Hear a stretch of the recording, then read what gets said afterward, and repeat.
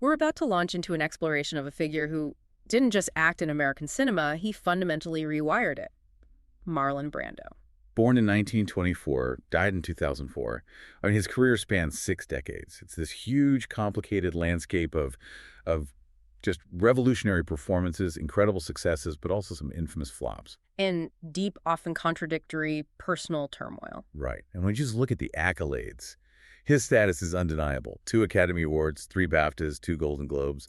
The awards prove the impact. But our goal here, going through this stack of source material, is to get beyond the stats. We want to synthesize the career, the personal life, the intense controversies to really understand the man who, for all his fame, is still a total enigma. Absolutely.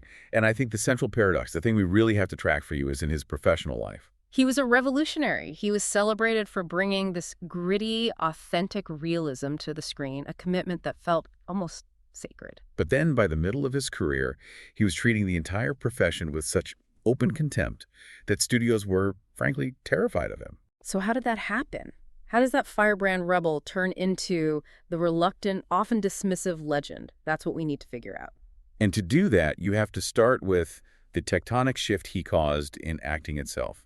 Brando is, rightly credited with being the one who brought the Stanislavski system, what we call method acting, to mainstream America. This was back in the 1940s. The sources show he started his training at the dramatic workshop at the New School. That was under the German director Erwin Piscator. Piscator was important, yes, but it was his mentor, Stella Adler, who really unlocked his potential. She defined his entire technique. She was so instrumental because she taught him to use the Stanislavski system in a very specific way, to explore both the internal life and the external circumstances of a character to get to absolute realism. It required imagination, observation. It forced the actor to really think about the character's world. And we have to stop here for what is maybe the quintessential Brando anecdote. It just shows this innate insight he had from the very beginning. The chicken story. The chicken story. Adler would tell this story from a class exercise. She told the students, okay, act like chickens. And then she suddenly adds, a nuclear bomb is about to fall. And most of the actors, understandably, they start running around, clucking, screaming in this big theatrical panic. But not Brando. He just sits down, calmly, completely still, and pretends to lay an egg. When Adler asked him what he was doing, why he wasn't panicking, his reply was just so simple. I'm a chicken. What do I know about bombs? And that's it right there. That moment is the core difference. It's not about playing the emotion. It's about playing the reality of the character in their context. A chicken doesn't understand nuclear war. So panic is illogical. That immediate, authentic grasp of character motivation is what set him apart from day one. And that takes us directly to the context around the method itself. Because while we say method actor and think of Brando, it's so important to understand his loyalty was to Stella Adler. And he had this vehement, lifelong rejection of Lee Strasberg. Oh, complete hostility. He viewed Strasberg, who ran the actor's studio, as an exploiter. He accused him of taking credit for the success of actors like himself, actors he'd barely even worked with. And the sources are very clear. For Brando, Strasberg's version of the method, which was all about emotional recall, dredging up your own past trauma to fuel a performance, he saw that as damaging and, frankly, unnecessary. He much preferred Adler's focus on imagination and external research. And he didn't mince words. He said it plainly. Strasberg never taught me anything. Stella did, and later Kazan. It wasn't just a personal fight. It was a fundamental disagreement over the craft. He wanted dialogue to feel like a real conversation. He rejected that formal, theatrical delivery of old Hollywood, which he said was like breakfast cereals, predictable, all the same. He wanted something raw. So with this new technique, he starts his career in the mid-1940s. His first professional gig was in Summer Stock Theater in Sayville, New York. And even in these very early roles, the pattern was already there. Erratic behavior, insubordination, all the things that would define his later career were visible from the start. He actually got kicked out of a New School production for it. He was notoriously difficult, even when he was a complete unknown. But the talent was so obvious, so unmistakable, that he was discovered almost immediately. His official Broadway debut was in 1944, I Remember Mama, and he started getting recognized right away. He won back-to-back Theatre World Awards in 1946 for Candida and Truck Lane Cafe. But the picture the sources paint is of an actor who is just magnetically talented, but also deeply disruptive. And you see that perfectly during his tour with the legend Tallulah Bankhead in The Eagle Has Two Heads. That was in 1946. Bankhead hired him even after a terrible audition because she saw the potential. Mm. But the clash of styles, it was immediate. She was a classic theatrical star, loud and formal. And Brando, who saw in her heavy drinking and big personality a painful reminder of his own mother, he just delighted in provoking her. The accounts are amazing. He would do these subtle things to sabotage her concentration, like scratching his crotch or picking his nose right before her big monologue. It was pure rebel behavior, all to disrupt the formality he despised. He deliberately mumbled through a dress rehearsal, pushing the producer to a breaking point. And when producer finally exploded, demanding Brando prove he could project his voice, Brando just unleashed the lines with his terrifying, powerful force. And here's that insight again. Afterwards, when everyone was praising him for his power, a cast member overheard Brando just walk off stage and say, "They don't think you can act unless you can yell." He just dismissed the praise. He saw it as superficial. Bankhead herself later said he was magnificent when he wanted to be, but often he was deliberately inaudible. It was all part of his devotion to naturalism.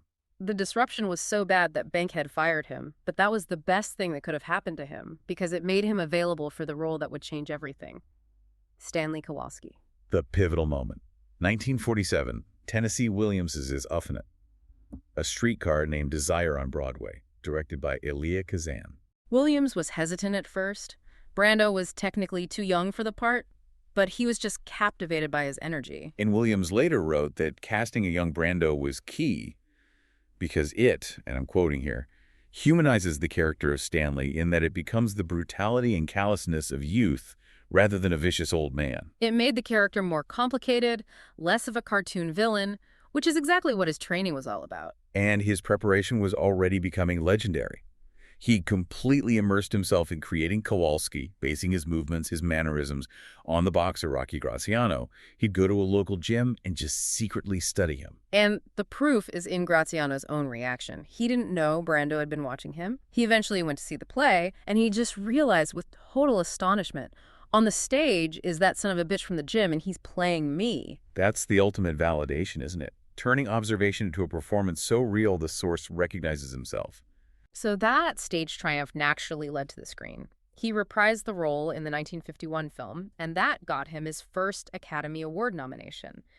This was the moment he shifted from Broadway star to cinematic rebel. His film debut was actually the year before, in The Men, in 1950. He played a bitter paraplegic veteran. And again, the commitment was just total. To prepare, he spent a full month living in a bed at a real army hospital, immersed himself completely in the physical reality of it. But that physical prep had this really ironic, unintended consequence. Because of a pre-existing knee surgery, the changes his body went through while he was preparing for that role, it led the Army to upgrade his draft status. He went from 4F, which is physically unfit, to 1A. Suddenly, he was eligible for the Korean War draft. So he avoided service, but in classic Brando style. He showed up at the induction center and was deliberately difficult. He listed his race as human, his color as seasonal oyster weight to beige. And he told the Army doctor he was psychoneurotic, claiming he had severe problems with authority, and that got him the deferment. He followed that up quickly with Viva Zapata in 1952. Got his second Oscar nomination for playing Emiliano Zapata. And the commitment continued. He secretly went to the actual Mexican town where Zapata lived just to study the local speech patterns, the way people walked and moved. He wanted it to be authentic. But this film also introduced some early tension, which was orchestrated by the director, Elia Kazan. Brando noticed that his co-star, Anthony Quinn, who played his brother, was just incredibly cold to him the whole shoot. It was years later that they both found out the truth. Kazan had intentionally told Quinn that Brando was unimpressed with his acting. Just to create tension. Just to enhance the on-screen rivalry between the two characters. It shows you the lengths Kazan would go to, even if it meant psychologically manipulating his own stars. Then came the surprise move to classical drama. Julius Caesar in 1953. He played Mark Antony and got his third Oscar nomination. And the casting drew huge skepticism. I mean, he was the mumbling method guy. People thought he was completely wrong for Shakespeare. But he proved them all wrong, especially in that famous Friends, Romans, Countrymen speech. The director, John Huston, was reportedly just floored by the power he brought to it. Houston said, Christ, it was like a furnace door opening. The heat came off the screen. It proved his technique could elevate anything. But the film that truly made him the rebel icon of that era was The Wild One in 1953. He rode his own Triumph motorcycle as Johnny Strabler, the leader of this biker gang. The film was, well, it was controversial, criticized for violence. But it fundamentally changed culture. It accidentally made Brando the emblem of the generation gap. It inspired fashion, music, attitude. Leather jackets, sideburns, Triumph motorcycle sales for all of them just exploded. And the character resonated so deeply because he just embodied this anti-establishment frustration. The critic Pauline Kael said he projected this image of someone who knew society was crap and was strong enough not to take the crap. Brando himself felt it. He cited that line where Johnny snarls, "Nobody tells me what to do." Yeah. And Brando said that line captured exactly how he'd felt all my life. So this period brings us to the absolute zenith of his early career, but also to a really crucial conflict that would define his future. His relationship with Elia Kazan and the film On the Waterfront. Right, 1954. And Brando initially rejected the role of Terry Malloy. He was furious with Kazan for cooperating with the House Committee on Un-American Activities during the Red Scare, for naming names. He saw it as a profound betrayal of his principles. The role almost went to Frank Sinatra. But the producer, Sam Spiegel, managed to convince Brando to sign on, mostly by offering him a huge fee of $100,000. Kazan, though, was determined to have him. He knew what Brando would bring to that character. And the performance is just legendary. Most famously, that scene in the back of the car. I could have been a contender, with Rod Steiger playing his brother, Charlie. The original script had Steiger holding a gun on him the whole time, keeping Brando's character fearful. But Brando knew instinctively that this was false. He insisted on changing it. He argued that Terry, despite the danger, he would never believe his own brother would actually shoot him. He wouldn't be cowering in fear. So instead, Brando just gently pushes the gun away. And that conveys this deep, wounded sadness, not physical fear. That subtle reproach, oh, Charlie. It's pure method insight. Kazan was deeply impressed. He later said he wasn't sure if there was ever a better performance by a man in the history of American film. And he won his first Best Actor Oscar for it. It cemented his stardom. But here's the first real sign of that professional disillusionment. Even at his absolute peak, he was so dismissive of his own work. He said he felt like a huge failure after he saw the finished film. This success marked the start of a period of huge hits in the mid-50s, but also the beginning of the end, in a way. The professional conflicts and missteps started to accelerate. His first and last musical, Guys and Dolls in 1955, was a deeply uncomfortable experience for him. He struggled with the singing a lot. He joked that he missed notes by extraordinary margins. The final version in the film is just countless takes spliced together. And that was made worse by the famous rivalry with his co-star, Frank Sinatra. Sinatra was a one-take guy. He perfected it, he did it, he moved on. And he hated Brando's method style, which required endless takes improvisation. He famously called Brando the world's most overrated actor and, of course, mumbles. Their styles just clashed constantly on set. He had other hits, like Sayonara in 1957. That got him another Oscar nomination, and it was a huge commercial success.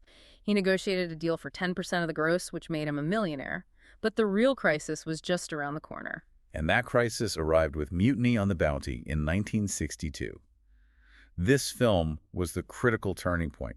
This is what earned him the reputation as the most difficult actor in Hollywood. He was accused, with a lot of documentation, of deliberately sabotaging the massive production. His behavior caused constant delays, the director was fired, a new director was brought in, the budget doubled. It was a disaster. The fallout was immediate. The Saturday Evening Post, which was one of the biggest magazines in America, ran this blistering article. The title was $6 Million Down the Drain. The Mutiny of Marlon Brando. And that reputation just haunted him. Studios became genuinely afraid of hiring him. They feared his unpredictability, his demands, the financial ruin he might cause. And this really marks the shift in Brando's attitude.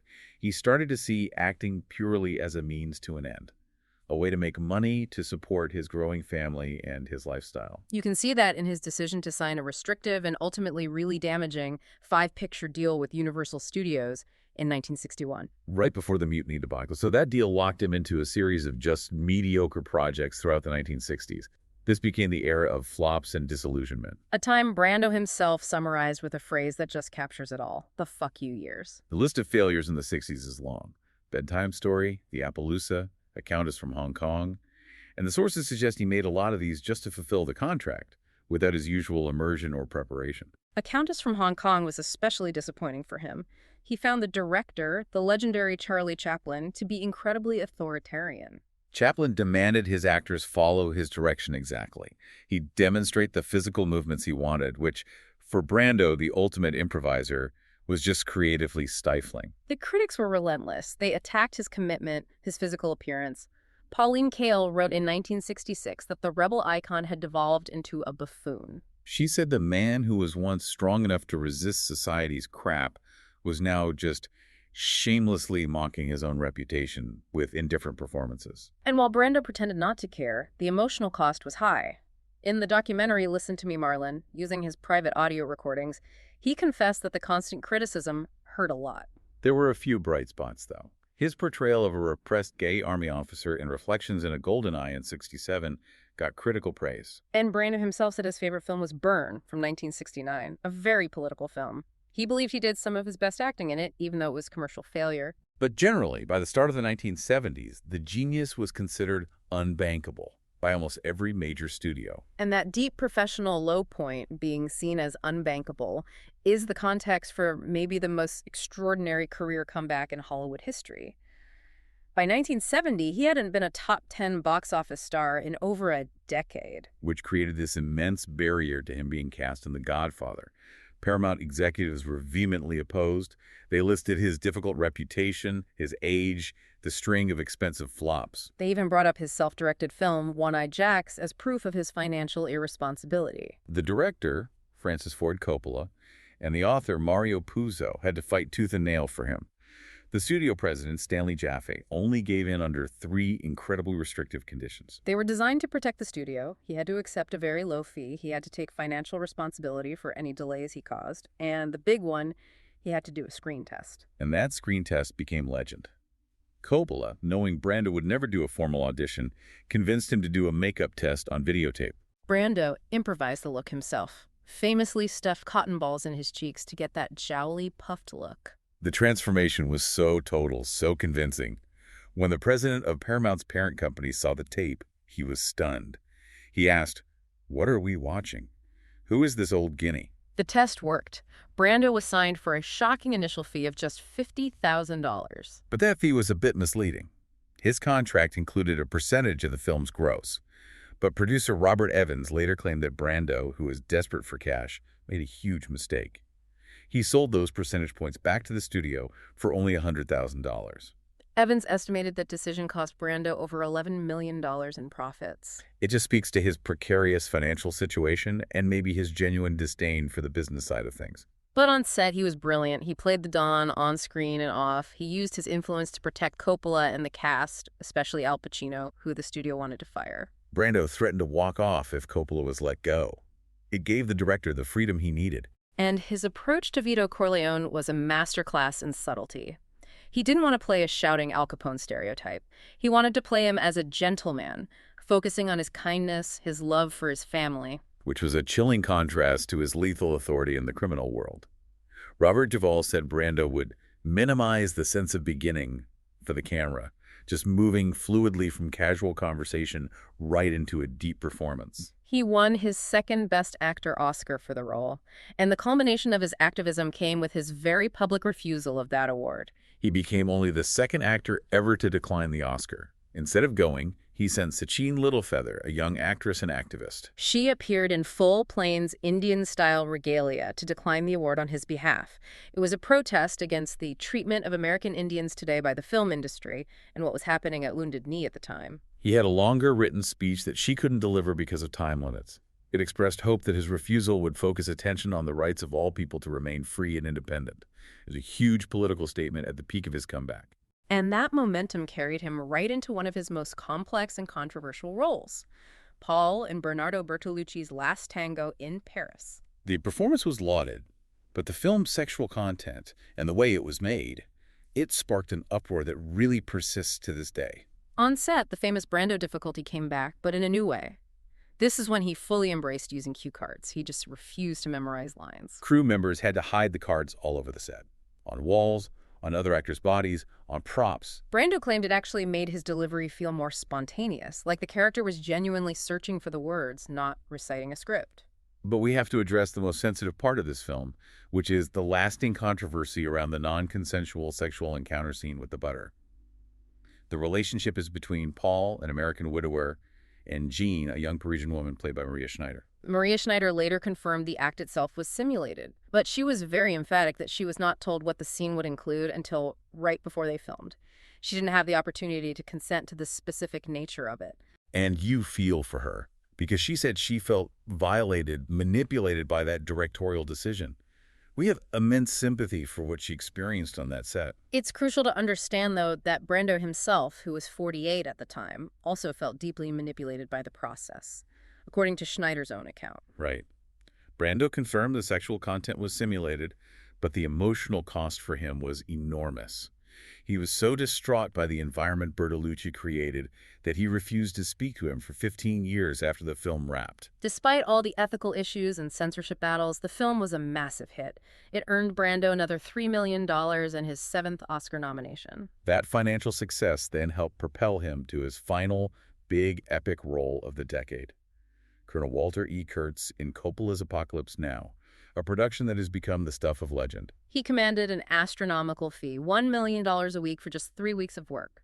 But the production was plagued with problems, as documented in the Hearts of Darkness documentary. Brando showed up on set severely overweight, which Coppola hadn't expected, and he admitted he hadn't even read the source book, Heart of Darkness. Coppola was desperate. He'd invested everything in the film, so since Brando was shy about his weight, Coppola devised this brilliant solution. He portrayed Kurtz as a man who had indulged every aspect of himself, intellectually, morally, and physically. And he hid Brando's figure by shooting him almost entirely in deep shadows and tight close-ups. Brando, true to form, maximized his financial gain. The delays in creative discussions stretched his time on set way past the original 3 weeks. He and Coppola spent days just discussing the character's philosophy, all while Brando was getting paid by the week. He ended up earning around $9 million for that brief but iconic role. And the film was critically acclaimed. Brando's whispered final words, "The horror, the horror." They instantly became part of cinema history. That role really closed the book on his most commercially successful but also most tumultuous decade. So while his professional life stabilized for a bit in the 70s, his private life was perpetually complex. He was married 3 times to Anna Karshfi, Movida Castaneda, and Tarita Teripaya. And he officially fathered at least 11 children, 3 of whom were adopted. His relationship with Movida Castaneda was later annulled when it came out she was still legally married to someone else. And his final wife, Tarita Teripaya, was an actress he met on the set of Mutiny on the Bounty. He also had high-profile relationships. A notable one was an intermittent affair with Marilyn Monroe and a particularly troubled, explosive relationship with the actress Rita Moreno in the 50s. Moreno spoke openly later about the emotional abuse she suffered. She talked about Brando throwing chairs in a jealous rage. She also revealed that when she became pregnant, Brando arranged an abortion that was tragically botched. And later, when he moved on to Tarita Terapihaya, Moreno attempted suicide by overdosing on his sleeping pills. The sources also confirm his fluid sexuality. He was openly bisexual. He told a French journalist in 1976 that he'd had homosexual experiences, and I am not ashamed. But maybe his most enduring bond was his close friendship with the actor Wally Cox, whom he'd met as a child. Brando described their bond beautifully. He said, "If Wally had been a woman, I would have married him and we would have lived happily ever after." And that connection continued even after Cox died in 1973. Brando famously struggled with the loss and took possession of Cox's ashes, keeping them for 2 decades. Cox's widow eventually agreed to let him keep them, believing he needed them more than she did. After Brando's own death, their ashes were scattered together, partly in Tahiti and partly in Death Valley. And speaking of Tahiti, the disaster of Mutiny on the Bounty inadvertently gave Brando a refuge. He fell in love with the islands, and he bought the 12-island atoll of Tetiaroa. He turned it into an environmental laboratory for ecological research. It eventually became the Brando Resort.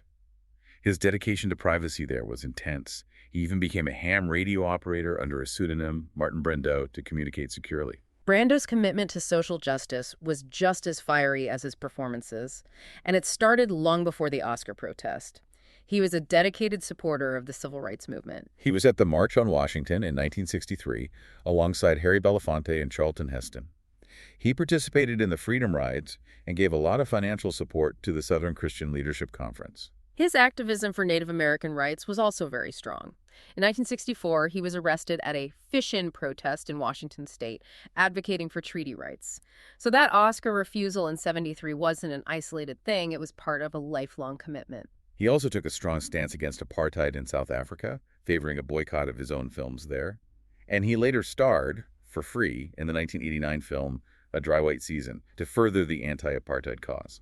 Now, in line with the sources, we do have to address some highly controversial public comments Brando made later in his life regarding Jewish influence in Hollywood. Right. He made these statements in two very visible places. A 1979 Playboy interview and then again on Larry King Live in 1996. He made comments suggesting that Jewish people were watchful over how they were portrayed on screen, ensuring positive representation, while other groups were consistently besmirched. It's essential we report these statements impartially, as they are in the historical record and the source material. After the 1996 broadcast, his Jewish agent, Jay Cantor, publicly defended him. He stated that Brando had often expressed his deep fondness for the Jewish people and was a known supporter of Israel. We're relaying this information strictly as it's reported in the provided sources, maintaining impartiality. After he officially retired in 1980, Brando would come back to acting every so often, usually driven by financial need or a political cause. His free appearance in A Dry White Season in '89 earned him another Oscar nomination and the Best Actor award at the Tokyo Film Festival, even though he later publicly disapproved of how the director had edited the film. He had one last big moment of critical and commercial success with The Freshman in 1990. He did this expert self-parody of his Vito Corleone character. Critics raved.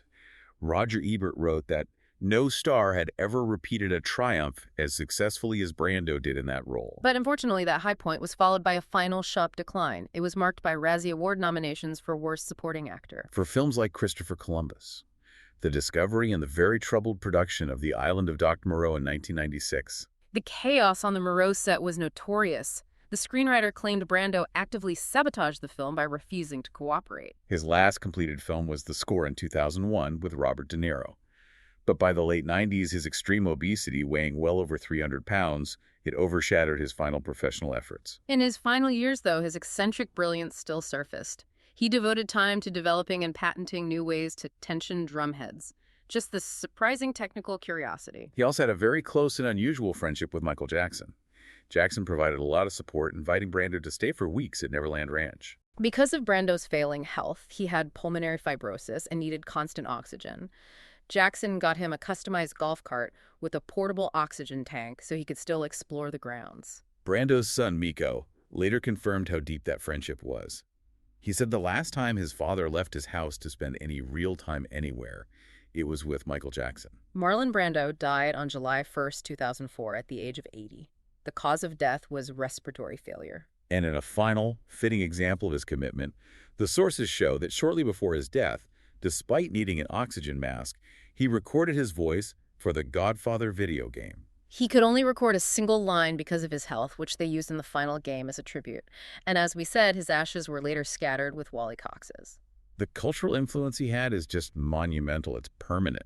The American Film Institute lists him as the fourth greatest male star of classic American cinema, and Time magazine called him the actor of the century in 1998. His image from The Wild One is still the definitive icon of youth rebellion. The leather jacket, the sideburns, the attitude, it's all part of the global consciousness. And he wasn't just a male sex symbol. He was also recognized as an early lesbian icon, influencing the Bush look in the 1950s. His work is part of America's lexicon.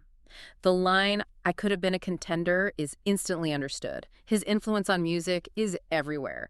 From Bruce Springsteen singing "I Could Walk Like Brando" to Bob Dylan referencing the Godfather Brando. That rebel image was so pervasive that Honda launched their famous "You Meet the Nicest People on a Honda" campaign, specifically to combat the outlaw image motorcycles got from the Wild One. His revolutionary contributions to acting changed everything. He brought a sense of gritty, painful realism that altered what audiences expected from an emotional performance on screen. But we have to remember the limits he saw in his own method. He admitted that while it worked wonders for contemporary drama, it failed him for classical stuff like Shakespeare, where you cannot mumble, you need a different discipline. Which brings us back one last time to that great paradox that defined him.